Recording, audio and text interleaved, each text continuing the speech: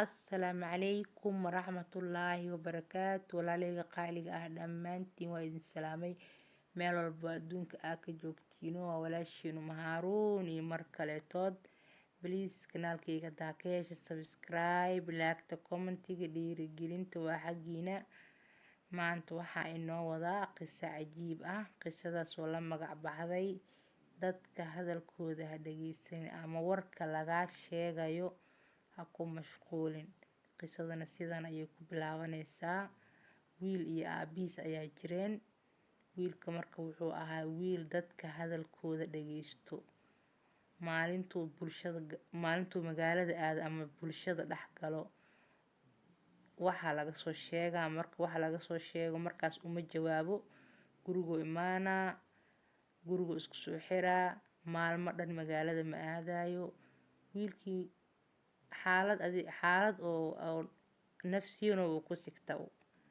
Odaygii wuxuu yiri wiilkan sidee ku badbaadisaa?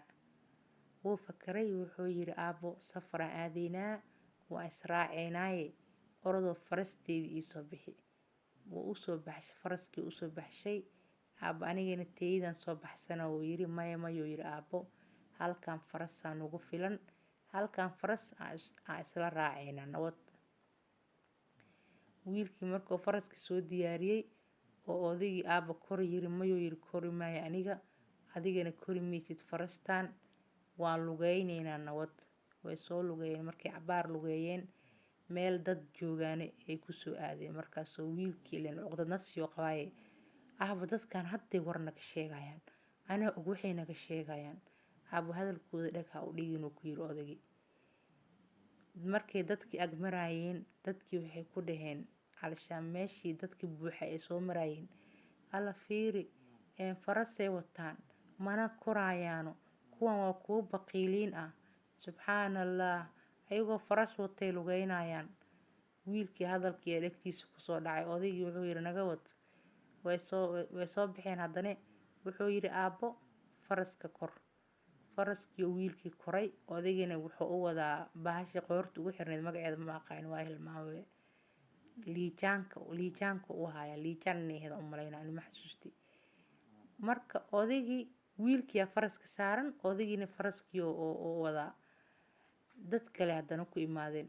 Alla fiiri wiilkan caasiga ah, aabihiisoo lugeynayo oo asaga faraska saaran yahay, maba ahanba wiil xishoonayo, waaba yaab.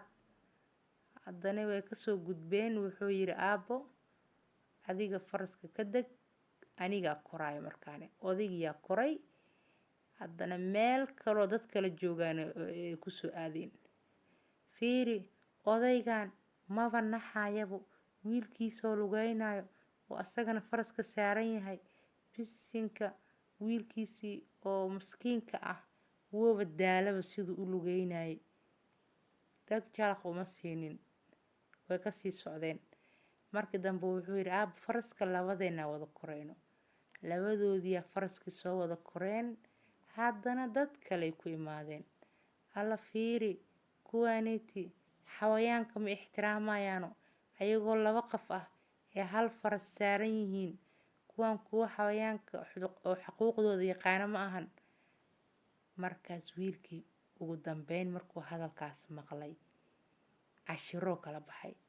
Wuu ogaaday aabihiis maanta wuxuu u soo waday oo halkan faras u soo waday inuu cashir siinayo ogaaday. Markaasuu wiilkaygiio maxaa ka fahantuu yiri meeshaan? Aabbo waan fahmuu yiri, si fiican u fahmay. Cashiraan ka qaatay, ama wanaagsanow ama xumow, mar walbo in war lagaa sheegayo aan ka fahmo yiri, ma fahanti, oona ammaan lagu siineynin. Cashirkaasaan kala baxay. Aadaan u mahadsantahay yiri aabbo. Qisadina meeshay ku dhamaatay. Haddii aad ka hesheen subscribe-ta, laagta, free mahano, dhac igu siiya, igu caawiya. Gabar walaashiina ahay. Views-ka xitaa igu caawiya fiirsashada. Haddii aad i fiirsato oo adiga ani wax badan oo dheer soo ma gelinayo. Wixaygu ugu badan 7 daqiiqo, 10 daqiiqo, 5 daqiiqo marba siyaan u soo gelinaa. marka dhinaciina iga caawiya bahasha iga caawiya. Asalaamu calaykum waraxmatullaahi wabarakaatu.